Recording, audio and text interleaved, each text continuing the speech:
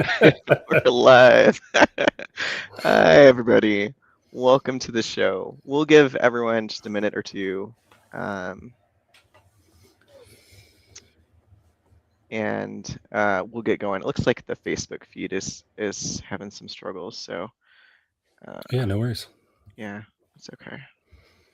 I'm I don't up here. think I'm I'm not up. sure anybody watches on Facebook, so we'll go with YouTube and um, we'll just be on YouTube today.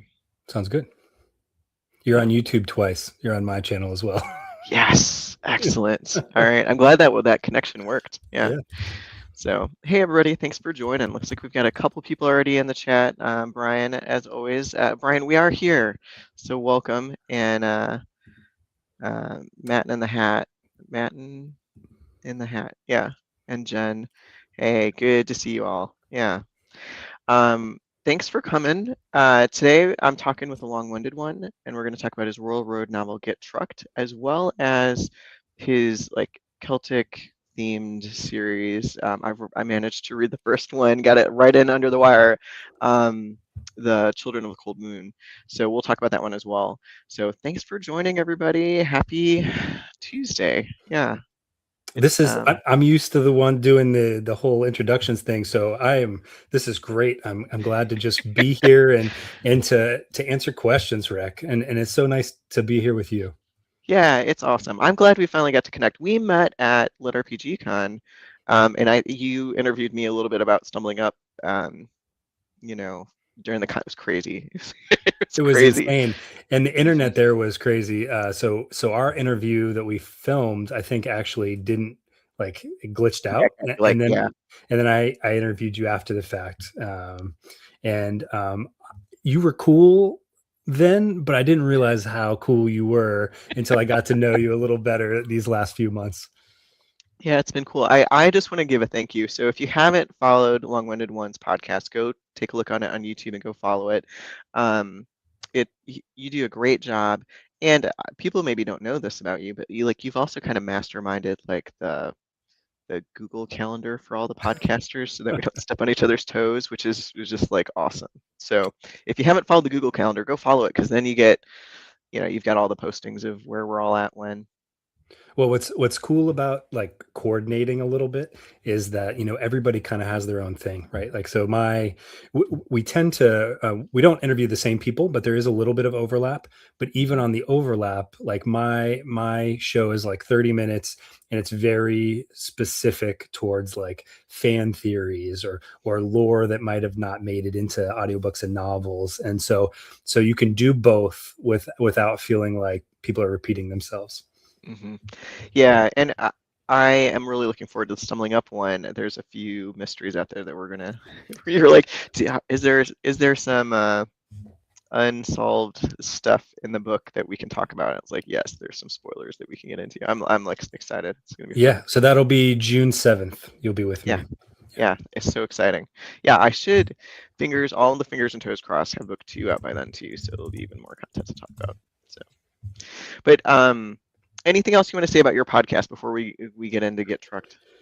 Gosh, well, I've been doing it since 2018, and I started off started off as it was like I serialized a D&D campaign that I didn't know I was going to podcast. So it's just me and friends. I did this Adventures in Middle Earth campaign, and somewhere after the campaign, I was like, what would be really cool is if I intersperse these episodes with interviews with Tolkien experts, and that turned into a 3-year project. And I interviewed some of the most world-renowned Tolkien experts in the world, and and then season 4 came around, and I was like, I kind of want to do something different.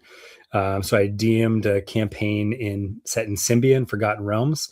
And after the campaign, I'd read the entire Symbia novel line, and this was before Wizards of the Coast basically disassembled their novel line. Really, there's only a few people still writing. R.A. Salvatore. I'm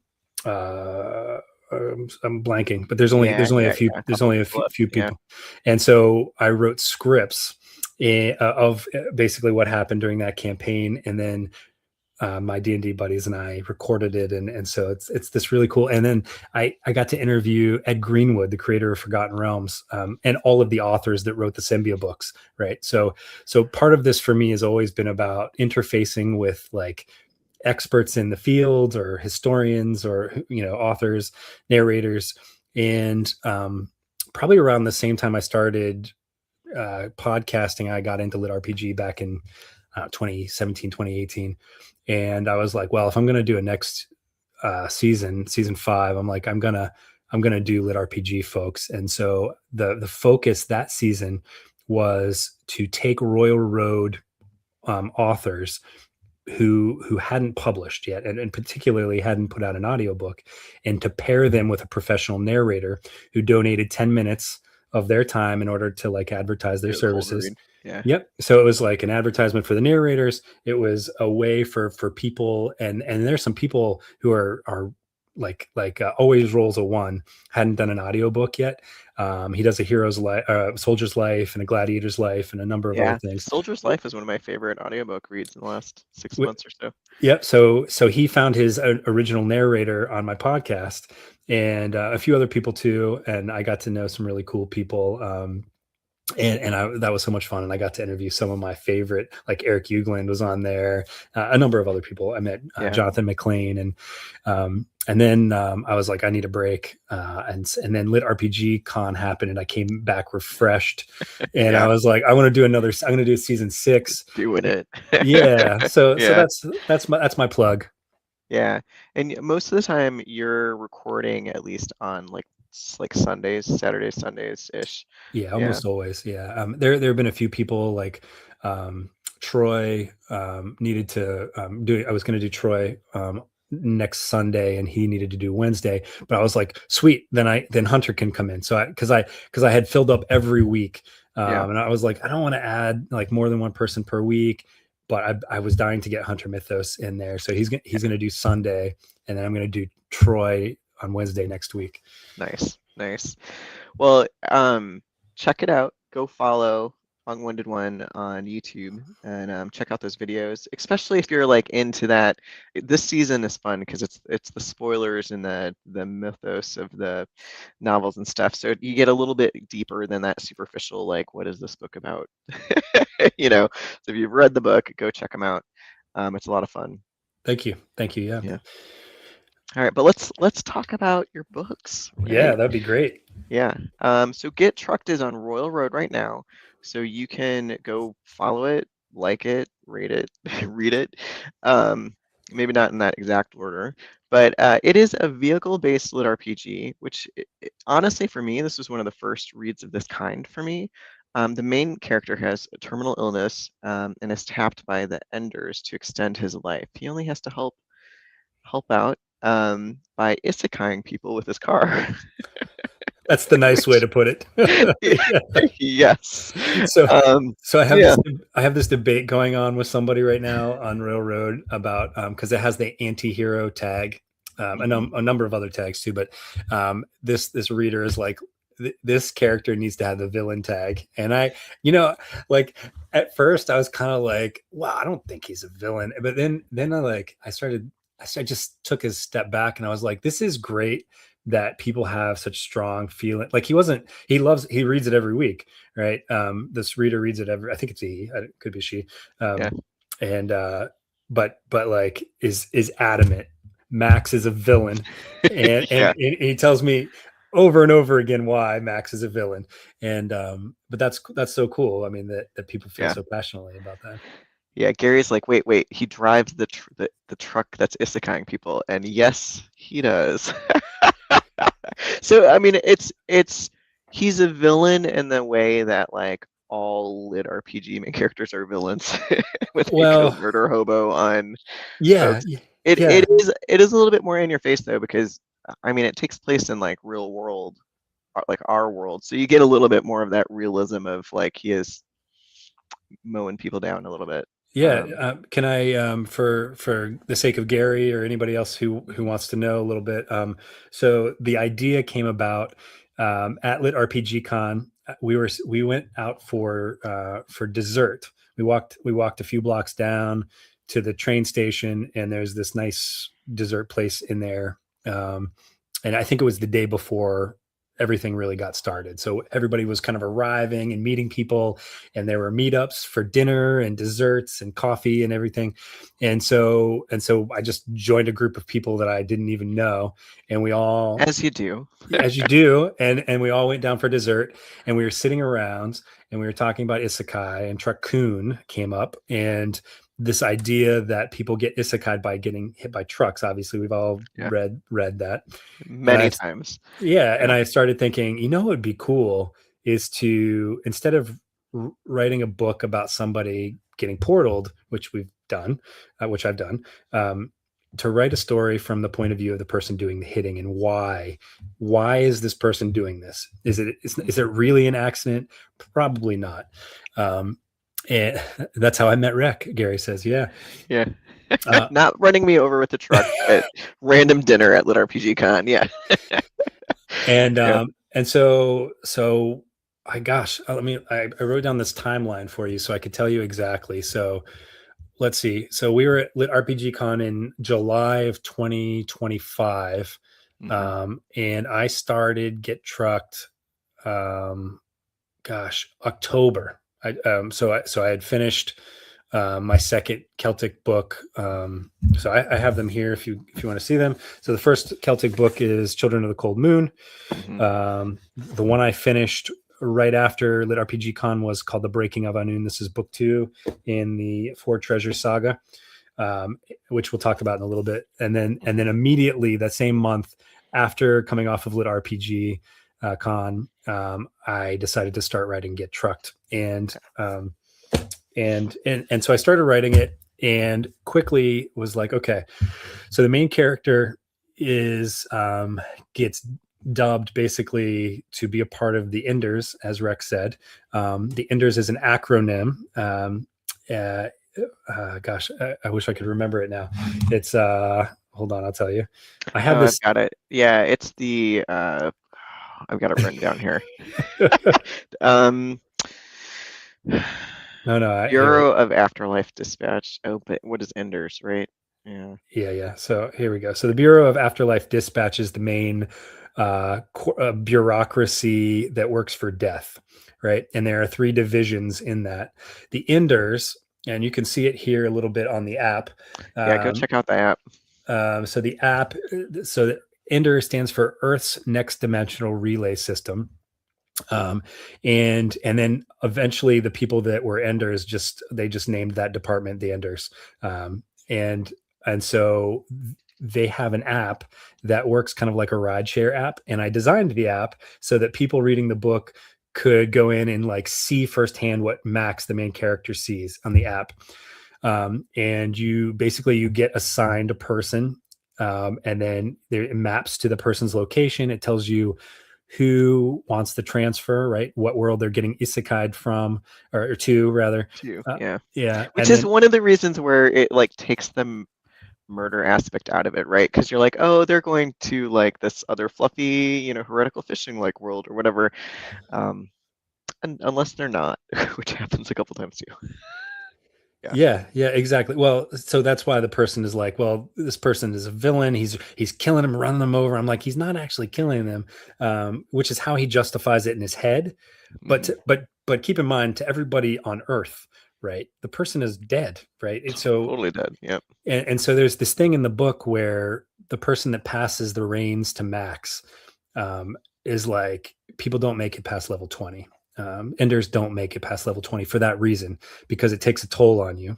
And you see, because you're staying as an Ender, you're staying on Earth, and you're seeing the outcome of what you've done and how it's affecting people. And anyway, so he gets the reins from Dan Driver is the original Ender's name, Mhm. and Max Ryder is the main character's name. So all of the characters in the book have a pun name, right? So Yeah. the main female, not even really love interest, but kind of, her name is Lainey. Right? We have another Ender named Axel Rhodes is his handle. Yeah. Yeah. Yep. Yep. Yep. It- I mean, it's full of puns and fun stuff. And so let's get into that a little bit. But first, before we dive deeper into the book, when folks see you at cons this summer, do you want to go, do you want them to come up to you like, hey, long-winded one, or Jared, or how would you prefer to be addressed in those spaces? I mean, like I always say, I've been called much worse. So, you know, so Hey, you you. can, hey, yeah, right. So, yeah, the only thing I don't really like is I just, there's people that call you like, hey, chief, Mm, like big guy. It just, just call yeah. me Jared, please. Um, Yeah. I think like originally, so this is the first season I've done the podcast where I've come on camera. Before now, I wrote under a pseudonym. I podcasted only audio because I work with kids for a living, and I wanted you got it, boss. I knew it. I knew I should have never gone there. Truck daddy. Oh yeah, Yeah. that was my mistake. Yeah. um, Oops. eh, okay, chief. Anyway, yeah. But this season I decided, I wanted, it's fine. Like I met people at Lit RPG Con. They saw my face. It's not a big deal. I just Mhm. try to keep my professional life and my writing and podcasting life a little bit separate. That's all. So yeah, Jared Yeah. is just fine. Yeah, it's a rude awakening when you come back from an RPG.con and you got like this pseudonym and all this stuff, right? And then you've got like 20 people requesting your real Facebook friend. It's like, yeah, well, okay, yeah. Well, I didn't have a Facebook until Lit RPG Con. Then I was like, like Twitter or whatever they call it now, it wasn't really a thing anymore. Blue Sky didn't really take off all that much, and so I did actually use Twitter back in the day to like get in touch with people, but Hmm. Facebook is so much more effective for that. So Yeah. I just have an author account. I don't have a personal That's smart. Yeah, Facebook yeah. account. Yeah, You can post in the all the forums and stuff where everybody's sitting, hanging out. yeah. Yeah. All right. Okay. So let's get back in the book. For folks who are listening in, we're going to open it up to questions from you as well. So if you've got questions about Enders or about Get Trucked, start putting them in there. But the main character starts. So one of the aspects that we haven't talked about in the book is that the main character starts off with this Chevy Chevelle, and as he executes his job, um, he gets upgrades for his car. Like there's this progression mindset, but it's about the car itself. So he doesn't start off with the truck. But can you talk to us a little bit about the vehicle progression?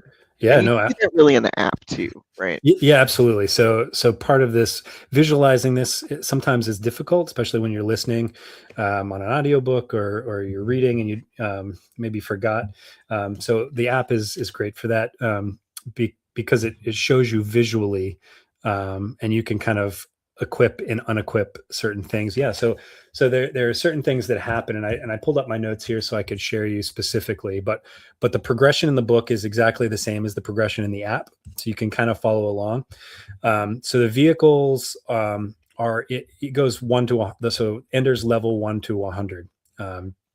And it starts off levels 1 to 10 are beaters essentially. um, Levels 11 to 20 are your kind of basic pickups and sedans, then the mid-range trucks and SUVs, then the upgraded trucks and the sporty cars, then the heavy trucks, and the muscle cars, and then exotic and big haulers, and so on and so on. And you get Yeah. eventually you get the armored and the sort of the heavy trucks and the legendary trucks and god tier vehicles. Are And you a car guy in real life? it's funny. So there's another category of upgrades, right? So the vehicles upgrade, and then the actual upgrades of the car themselves upgrade. So you get things like harpoon guns and like the Mhm. roof hatch with the rifle mount and the nitrous boost and the drone scouts, and like these are also 1 to 100. So and then you get guns in the glove box, or as Lainey calls them, the boot, because she's from England, right? Yeah. So there are different guns, and you start off with little pistols. Actually, you start off with a little Derringer 2-shot, which he uses and becomes one of his favorite guns. This little tiny 2-shot gun. But Yeah. but to answer your question, I am neither a car guy nor a gun guy. Um, so this was a stretch for me. Yeah. Yeah. Well, yeah, I mean, you pull it off. I mean, the books. It's. I mean, just I. And I was gonna talk. We're gonna talk about your other series too. But you're very well researched in what you're doing, and it comes across as very, like you're a gun guy, car guy. Oh, You know what you're well, talking about. I mean, So. a lot of my friends are. I mean, I don't have any problems. You know, I live and let live. People, one of my best friends is a police officer, and actually was kind of a little bit of an inspiration for Max, who is a state trooper in training. Mhm. And what's cool about, I wrote two really long books, like 800, 900 pages of Celtic stuff. And I had to do a lot of research for that. And it was like, it takes so much longer to read that or to write that. Um, but I wanted something set in a world that I knew. So this is Get Trucked is set in Boston, or the greater Boston area, Mhm. and it takes place all around the place that I've lived all my adult life. I'm not from here originally, but it's like a love letter, Yeah.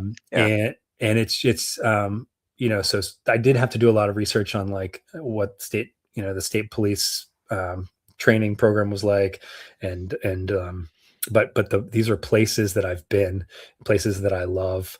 And it was, the disclaimer in the front of the book's a little bit different than the other one. The other books basically say like any representation made in this is completely like an accident or whatever, Fictional. Yeah. Yeah. fictional.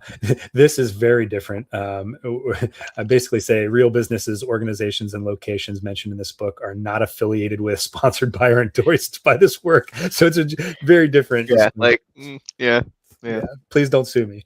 I love it. It does have that realist. Like, I mean, that was going to be, one of my questions is how real are these places? Because you do get this very much this sense of like, this is our world. These places exist. That bar that, the lady gets mowed down in front of is a bar that exists in real life. That Yep. street, at least, because part of the book is, he's an ender and he's trying to get away with it without getting caught. And so there's a lot of just like, how do you go about doing this? And swapping out your car, or, Yeah. planning out the perfect isekai event, right? So. Yeah, I mean, and there are some upgrades that help with that. Like at the higher levels, you can get like camouflage for your car. Mhm. Swapping between cars actually helps if you're being pursued, right? Because then you Mhm. can be in a different car. And also, switching between cars actually heals the car as well. Um, and there's a point in the story which that really comes in handy. But yeah, I mean, so it takes place in Charlestown, South Boston, Wollaston Beach, a little bit up in Acadia, Maine. He takes a short trip up to Acadia, Maine to get out of the city to try to escape some things that are pursuing The him. I don't heat want died down. Yeah. to. And yeah. Well, Well, there's some. it was yeah. Yeah. So We don't want to give away too much. well, I There's don't just mind. other forces besides the cops that are after him. Yeah, so some weird Yeah. stuff is going on inside of BAD, the inside of the bureau, and you know, weird stuff is happening. He's trying to mow these people down, and then he finds himself having to defend himself against these strange creatures, Mhm. and then he finds himself like almost competing against the other enders for various reasons. And then the dispatcher, the person who gives him out, which is called the dispatcher in his case, it's all geographic, right? So there's one dispatcher in the greater Boston kind of New England area that handles three enders, and the handle for the dispatcher is named Fourth Wall, and um, the fourth wall is a little, not, I wouldn't say shady, but like everybody is like giving him advice, like be careful what you tell the dispatcher, right? And the dispatcher can spy on him all the time because part of the phone there's like electronic surveillance on it. There's cameras. Not There's like real life at all. Yeah. You're right. Yeah. Wonder where I got inspiration for Yeah, I that. wonder. Yeah. Hmm. Yeah. Yeah. We're gonna get Um, commercials for get trucked as we log off of this podcast. Yeah. so the funny thing I'll say about Fourth Wall is I was downtown. Gosh, I don't know. I don't know what I was doing downtown, but there's like a bar called the Fourth Wall, and I was like, how cool if this restaurant or this bar would like showcase in my story because of my dispatcher's name. And so like, I got a chance to like roll this into it. I got a chance to talk to there's a guy that works for the city of Boston who like sent me all of these underground pictures of like subway lines, like abandoned subway stations and subway lines, because that plays into the story. And so like it was just so much fun. You mentioned research, and that kind of stuff is fun to me, and to like, and that's what like historic fiction, or like in my eyes like fun fiction has like a hint of truth to it, right? Yeah. Anyway, I could Yeah. just yeah. Well, let's talk a little bit about your other series. Sure. And I think this is a good segue, right? Because one of the things that you're writing really specifically does is it brings that element of realism, or that, like I said, you're really well researched, and it comes across not in like a boring way, but in a way that makes like the story seem more real. And with your Children of the Cold Moon, that book is so heavily influenced by Celtic folklore. So talk to me a little bit about why Celtic folklore, like why this book, what did you do to research it? Yeah. Yeah. So, I mean, much like you, who just got back from Ireland, Yeah. my family is, among other things, Scotch Irish. And I've always kind of been fascinated with Celtic culture. And, I got a chance a few times to go over to England and Wales. I've never made it to Ireland or Scotland yet, or the Isle of Yeah. Man, or, any number of other places. Highly recommend. You should get over there. Yeah, it's on my list. I started having children, and Yeah. I wouldn't change that for the world, but it has hindered my world globetrotting Yeah. presence. So, but the first time I was over there, I heard a story about these druid stones in a town called Caerwent in Wales, which is about 11 miles east of Newport.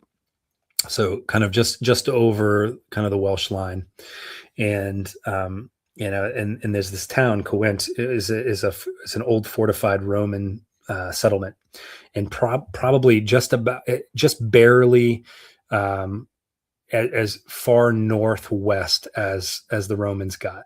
Um, Yeah.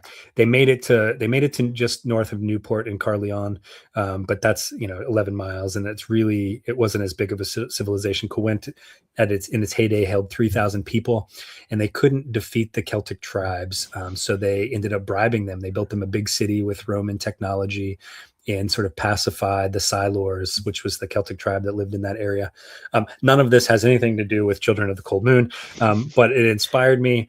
And it is actually the place where the first scene takes place, right? It was my first novel, and I felt very comfortable kind of going there and having that be the launching off point of the book. So in the very first couple of chapters, Bren, who is our main character, has amnesia, and I know that's a little overdone, but like it makes sense in this case. And he's with he calls him his manservant, and which he realizes the person he knows is actually named Morius, and Morius takes him to the Druid stones, the ones in real life, and they end up going into the Celtic otherworld on Midwinter's morning. Which it's a real thing. Like there are these Druid stones on the hill. It's called Grey Hill now, but it used to be called Wolf's Hill. And there's a notch in the hills across the Severn. And if you look across the hills, and they line up perfectly with these notches in the Druid stone, and that's how the early Celtic tribes knew when to sort of begin their agrarian year, right? The days would start getting longer, and they could kind of start the process that way, planting crops and whatnot. And I loved that part of it, and that's the way my book starts.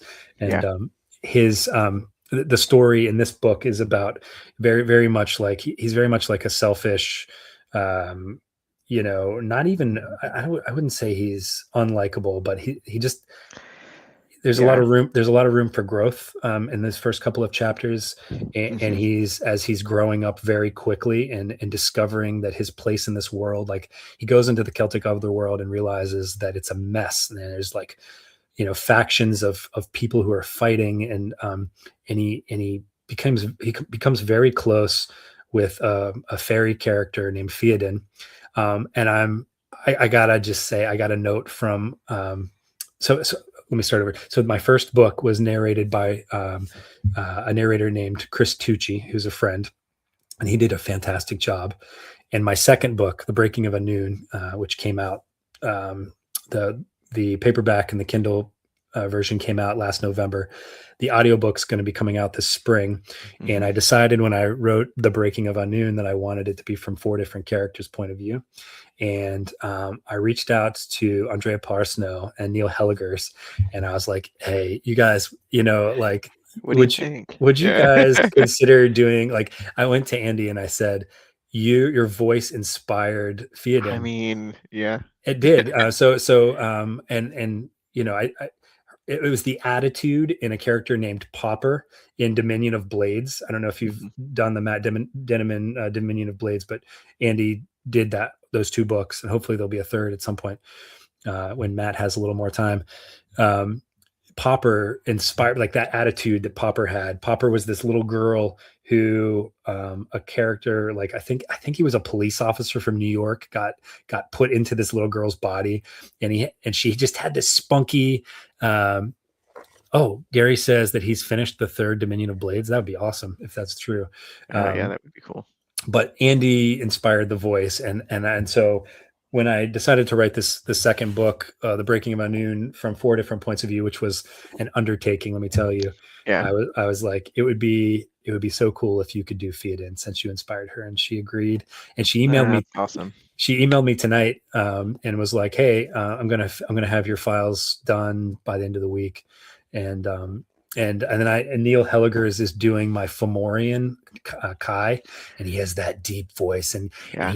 he does these great Irish accents. Like he goes for a walk, and he does he'll do Hamlet on the just on his walks, and I knew Neil from the fifth season of my podcast. He came on. He came on to to talk about his books, and I got a chance to meet him at Lit RPG Con, and so the Breaking of Noon will be out. The audiobook will be out. It's out now. You can get it on Kindle, but the audiobook will be coming out probably, I would say, May or June, in time for Lit RPG Con. And we'll be doing a giveaway again. Gary will be doing a giveaway for that Yeah. again, probably on Reddit. Gary's saying that Matt said he is going to finish it, not that he has finished book 3 of Dominion of Oh, Blades, but okay. yeah. But yeah, so that audio sounds epic. And just getting on like Neil's and Andy's, schedule and getting all of that like figured out had to be just a small miracle. And I mean, I listened to book 1 and book 1's audio was great. I mean, I'm excited Yeah, for no, it's book 2. so my narrator Chris, he's coming back to voice Bren in the second book. He's already given me his files. I met a fantastic narrator named RJ Bailey, who is actually Scottish, who plays Tig, my kind Okay. of aristocrat, and then Neil does Kai, the Fomorian, and Andy does the fairy character. And so I've intentionally, this book series is a trilogy. I'm gonna hold it fast. I'm not going past 3 books, Yeah. but I've held off starting to write book 3 until I get all of the audio files back, because I want to.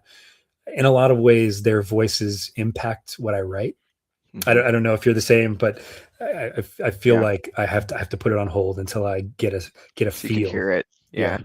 Yeah. Yeah, I know, absolutely. I mean, I'm working with Jeremy on Stumbling Up, and yeah, there were some character voice choices. And I was like, book 2, I'm really leaning into some of the voice that comes across. It's amazing how much the audio breathes life into the book. I mean, if you look even at like, everybody's read Dungeon Crawler Carl, right? I think about that. Like, would Dungeon Crawler Carl be Dungeon Crawler Carl if it weren't for Jeff? And I mean, it's a yeah, great book, but absolutely not. I mean, Yeah. it really, I've told narrators this before. They have a talent that most authors don't have. Like we create the worlds, but then they breathe life into it. They really Hmm. do. And speaking of which, Jonathan McLean is going to be doing Get Trucked. That will be Ah, out. Yeah, so that will be out April 1st, an audiobook. This will be out. I actually had my first copy yesterday or today. And so that'll be out May 4th in paperback, June, I think that's what I said, June 1st on Audible. yeah, I believe that's that's right. awesome. All right, well, let's get into that. Okay, if you've got questions, put them in the chat, because we're going to get into a little bit about Jared's process and Royal Road and how he's lining up all these dates and getting files from narrators on time and all the rest of it. But if you've got any questions about either series, put them in the chat and we will get your questions answered. But so book 3, you said you haven't started it yet because you want to listen to the audio. What's your timeline look for book 3 in Well, general? And we promise we won't hold you to this. yeah, so I should have files, I think, from Andy and Neil by the end of this month. I should have them off to the leveler, and probably have them back in at the end of March, and then I'll probably, either in April or June, probably in April I'll get the pre-order for Get Trucked, um, and I'm sorry, I'm rambling, but it's Mhm. It's when okay. you're remind me your question one more time. I'm sorry, I got off on a tangent. Yeah. General timelines for book Oh 3. yeah, yeah. Oh, okay. So that's where I was going with this. Okay, so I'm kind of in audiobook mode right now, and I'm putting off book 3 until I listen to it. But I also have the book 2 of Get Trucked that I want to write. And I'll do the title reveal tonight if you'd like. It's I would love that. Yeah, it's yeah, uh, it's Truck Around and Find Out. So TAFO. yeah. So that will be so, and I want to write that. And I feel like that would be an easy lift for me to go right into the next book. But I'm kind of holding off on that a little bit. And then I have another series that I want to start, um, uh, which I'm hesitant to tell anybody If you about. have time in the day, I mean, you've got family, day job, podcast, Yeah, three but series, maybe. but I mean, just like you do what you love. Mhm. Like I don't. My free time is spent in books and with books and Yeah. writing books, and I think it's my favorite way to spend my time outside of my family and things. But Mhm. um, yeah, so I have so the next series I could see actually happening, is going to be called Anunnaki: The Lit RPG, and it's I'm gonna piggyback on the ancient aliens, craziness. I'm not gonna go totally down that road, but I have a really fun idea for that, which I've already started writing. Um, and there's something about like, I don't know what it was, Spaceballs or like, I forget what it was, like very Mel Brooksian. I was like, Anunnaki. I could say Anunnaki, like a lit RPG adventure, but I think like Anunnaki, the lit RPG, like sounds very like 80s Mel Brooks. Yeah, yeah, And I was like, oh, that's it. That's going to be the next series. yeah. You might want to wait until after Lit RPG Con in case you go to dinner again and have series number 4 coming out of you. But yeah, no, that's crazy. Do you have? Are you like eager to start that right now, or are Well, you gonna hold off a little bit? yeah. So I've You're actually like, I've already, already got half a book 1 written. It's in the. yeah. Well, so I've already started Anunnaki, and I'm kind of I'm trying something a little bit different. For me, I like the short chapters. I think they're very positively reinforcing for readers. At least they are for me. And so I tend to do like 5 or 6 page chapters. It also works out very well from like a narration standpoint because I know every chapter that I write is about 10 minutes long. So when you're kind of planning out, the cost of narration, that's a very It's a easy easy, yeah. easy number to sort of plan around.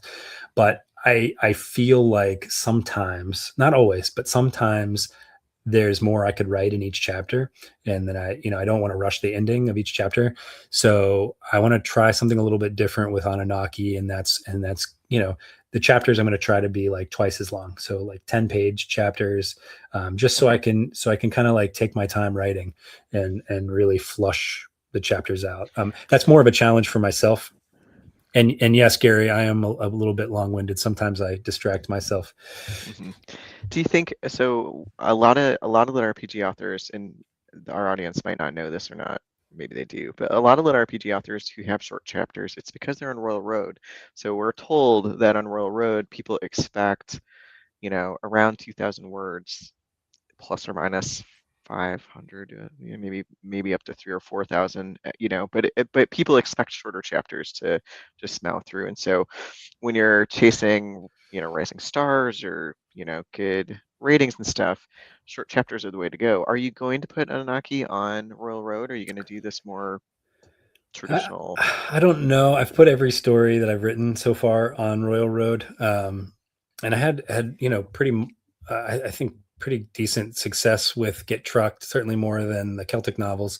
But at the time I didn't know anyone, and I was kind of following a formula that you know the authors that I had interviewed for my podcast were like, okay, you need to do shout out swaps, you need to do review Yeah, swaps, yeah. right? Like There's there's so much advice for and how to do Royal Road. I was like, all right. So I did that, and I took it a little bit too far in terms of doing shout out swaps and review swaps, and I was like, this is stressful. And honestly, people frown upon that sort of thing, and I didn't know, Mhm. because I don't know. I'm a producer. I'm not a consumer on Railroad, and so I didn't know that was a thing.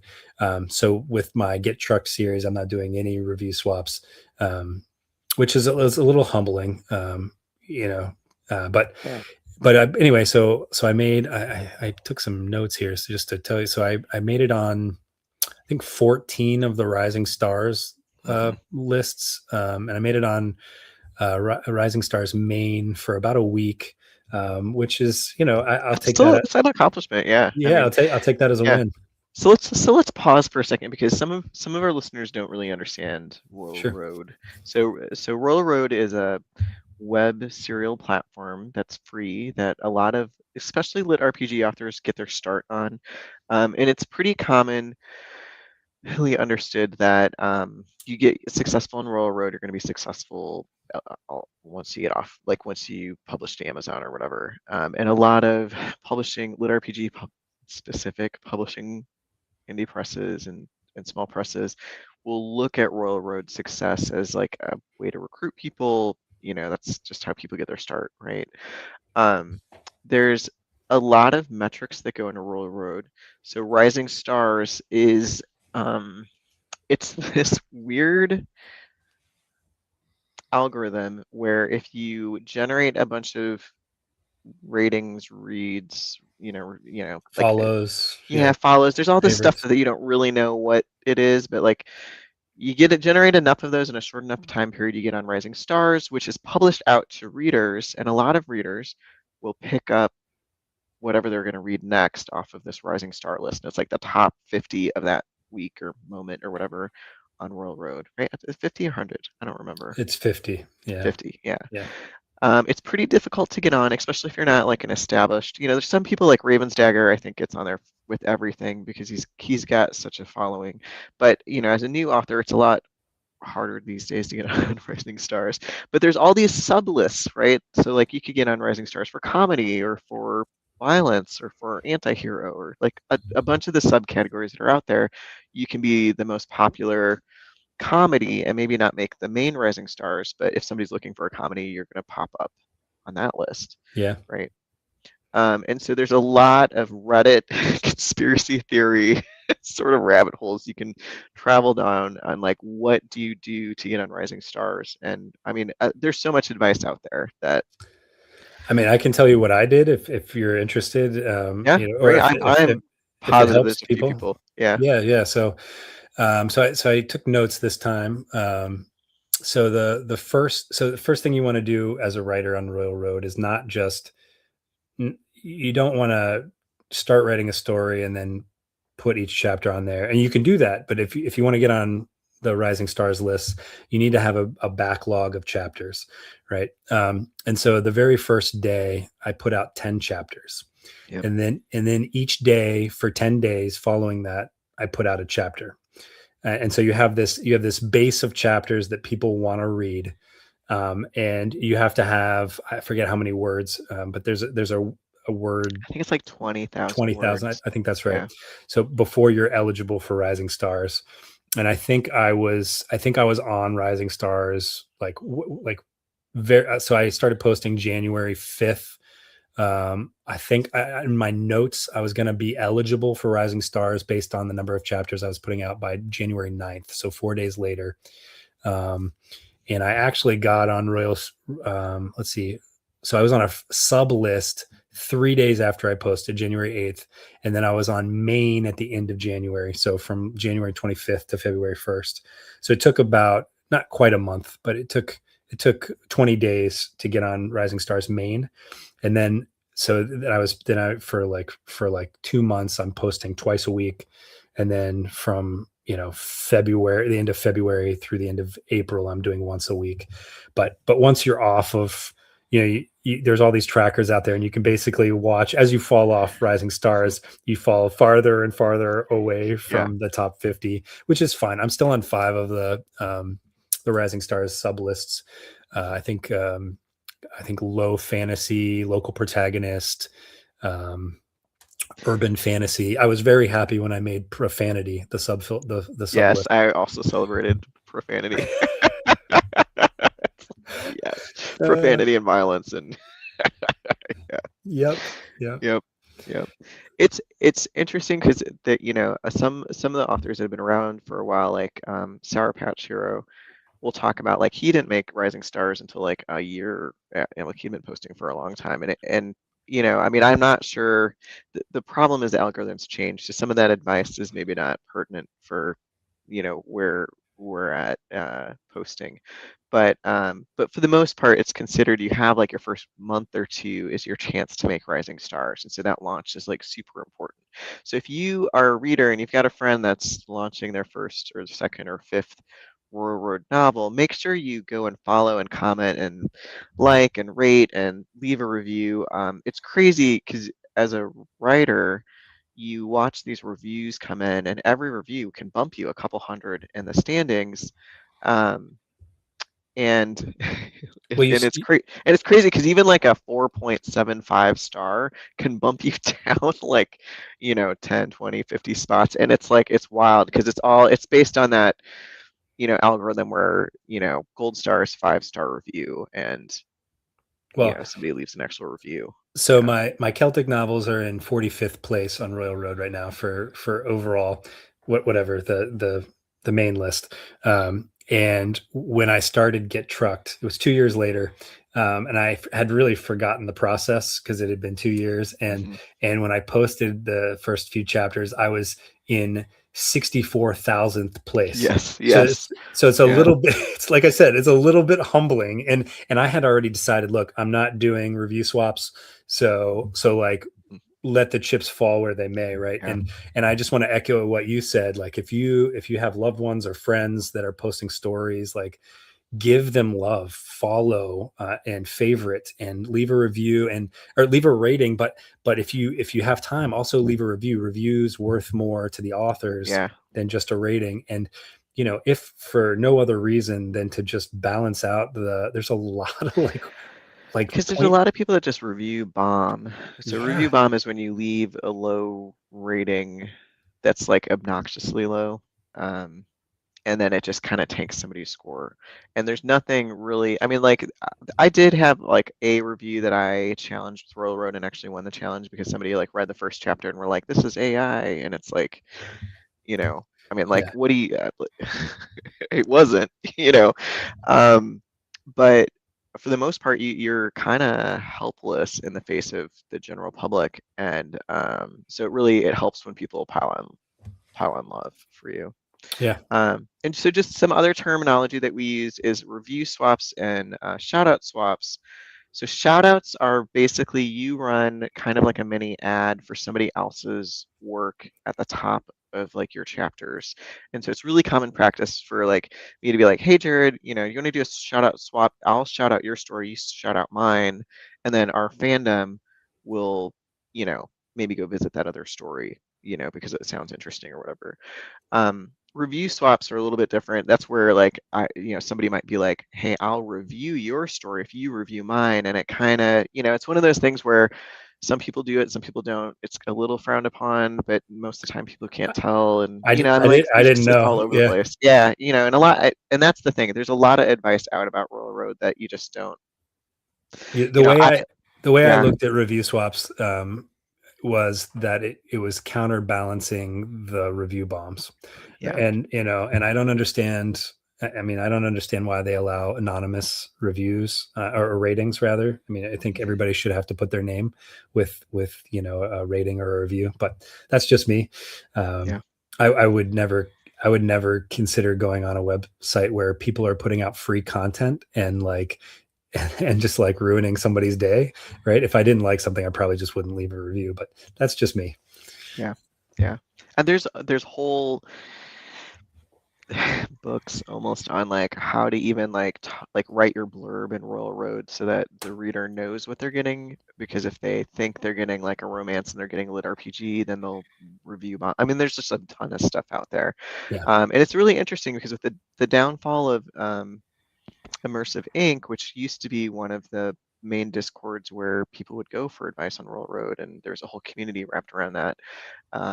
Yeah, I mean, I think the rules are changing again.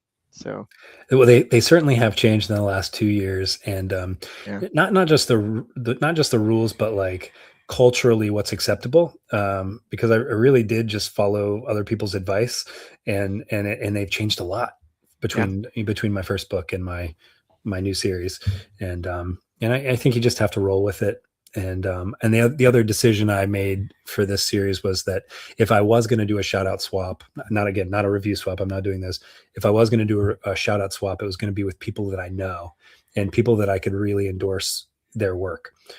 So, you know, yeah, anyway, yeah. No, it's a great process, and for the most part, people are really positive, and it's a great way to get feedback on your stories. Like I have all my chapters queued up. They go right now. They're going on Mondays and Fridays, and I wake up to like 4 or 5 comments, and yeah. it's just kind of fun. It is. It's fun.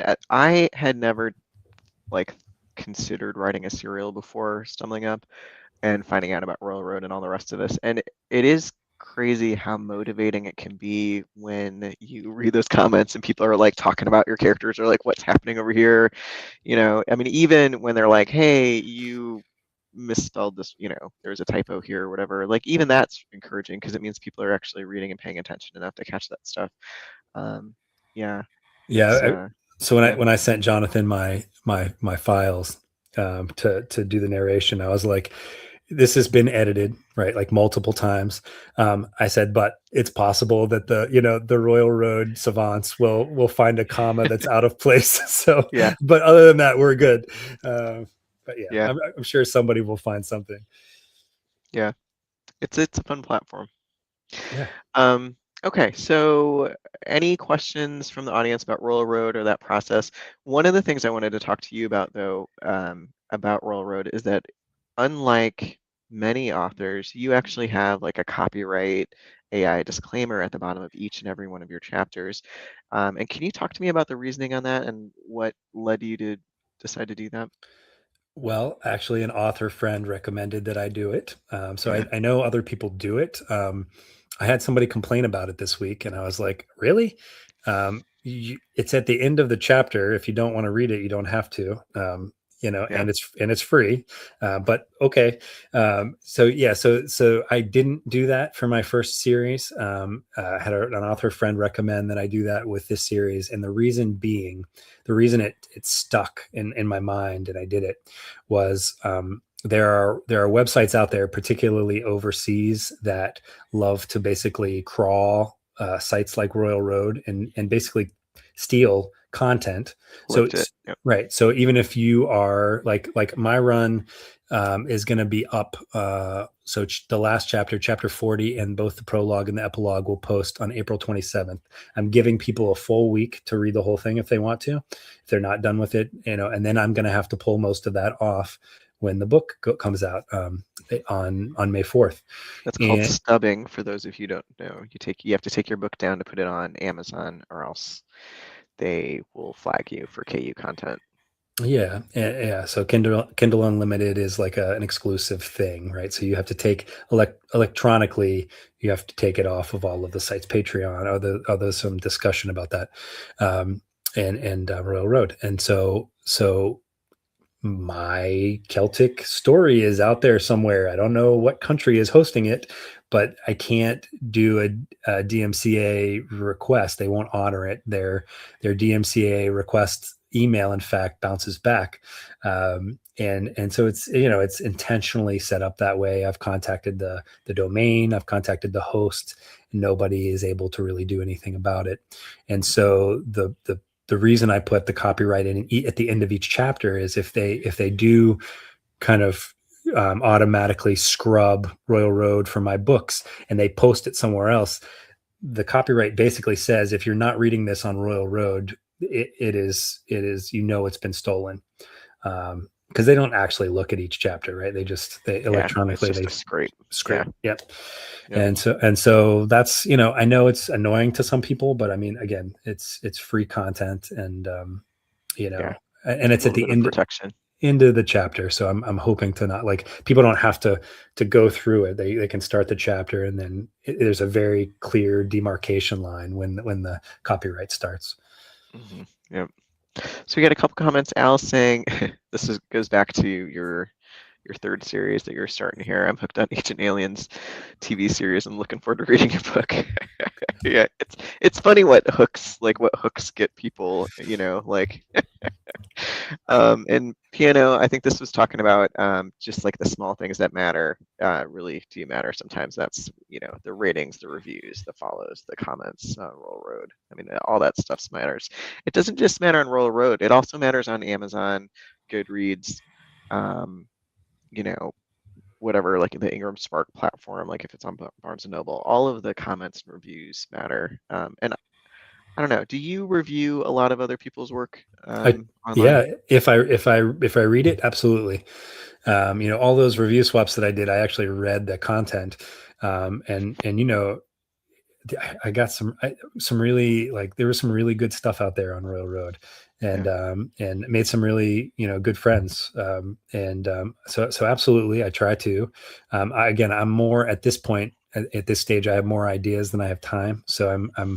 I don't even listen to as many audiobooks as I want to, because I find that it messes with my kind of stream of consciousness thinking on my drive to work. I'm like, no, I gotta work out this scene, right? Yeah. I can't be listening to somebody else's book. But Yeah. I wanted to just comment here on this. I'm hooked on the Ancient Aliens TV series. Yeah. So I had the idea yesterday that I would reach out to the narrator of that show, which has been on for like 20 seasons, and see if he would be interested in doing that book. Because how cool would that be? Like, That would be amazing. Yeah. that's the voice that, Yeah. I don't know if he'd be interested or not, but that would be so cool. Yeah. Well, we have hit crazily, we're hitting the end of the hour, so let's do a few of the business keeping. Just a reminder to those folks, if you're interested, Pop Pop at the Hour is on with Ben Wolf, Jeff Hayes, Ryan Reed. So go check it out. It's the beginning of the Road to Jordan Con series. So check that out. My next podcast is tomorrow with Ren Stryker. We're going to be talking about the Silent Blade. I think it's Silent Blades. I can't remember. I'm blanking on the novel I just read. But Ren's new book that came out like here just in the last couple of days, and Tamer's Gauntlet also on Royal Road. So it's going to be a lot of fun. Jared, when's the next time we can catch you online? Where are you going to be at? Actually, I'll be on In Other Worlds podcast, on Jess's podcast, on Yeah, Saturday, and excellent. then Hunter Mythos at 3 p.m. Eastern on Sunday, and Troy Osgood next Wednesday at, I think I moved it to 9 so that I didn't interfere with, I think Pop Pop's on at 8. Mhm. So we're going to be right after Pop Pop next Wednesday. Um, so Yeah. yeah, so Excellent. it was released today. Nice. Oh yeah, yeah. Ren's book, Silent Blades. Yep, Oh, nice. yep. Okay. What's the best place to track you? Or Patreon, Facebook? You have a Facebook now. Not I doing Twitter as much. No, no. I mean, you can go to my website, longwinded.one, to check out the podcast seasons and books, and all the links. There's some great videos from Lit RPG Con last year, and Yeah, Reck and I both will be there. Pop Pop will be there. I'm it'll be sure awesome. it's just going to be there. We're gonna be trying to cover it as much as we can, and I'd love to meet you. Come up and say hello. Yeah, don't be a stranger. Give us a book recommendation for Pop Pop here. What would you add to Pop Pop's TBR? What's something that you've read that you really liked? Oh man. Um, well, I just started Operation Bounce House today. So I'm literally on the first chapter. So I can't say to add that yet, although I'm sure he's already reading it. Um, gosh, I think read all the stuff from my friends. Read Stumbling Up, right? Read the Foundry Edition. Read I'm Not the Hero. Read, and I'm sure those are already on Pop Pops, and Pop Pop is already, Hopefully, yeah, yeah, yeah. So, yeah. you know, Jonathan McLean, anything that he does, whether he's a writer, he's written scripts, he's written books, he's acted, he's done narration, anything that he does is gold.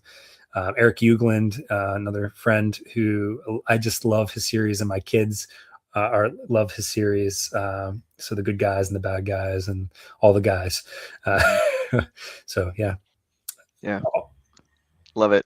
You can tell you're like a lit RPG fan, right? Like you're in the genre, you're with us. Coming to Jordan Con, or not Jordan Con, coming to Lit RPG Con. Writing the Isekai Get Trucked. I can't wait to see where that series goes. Yeah, It's gonna and be awesome. Jonathan's going to take it to the next level. So I'm hoping Wow. you guys will check it out in June 1st. Yeah. All right. Thanks everybody for joining. I'll talk to you tomorrow. Go join Pop Pop's feed. We'll be there. Thanks everybody. All Yeah, right, we'll be thanks. there. Have a good one.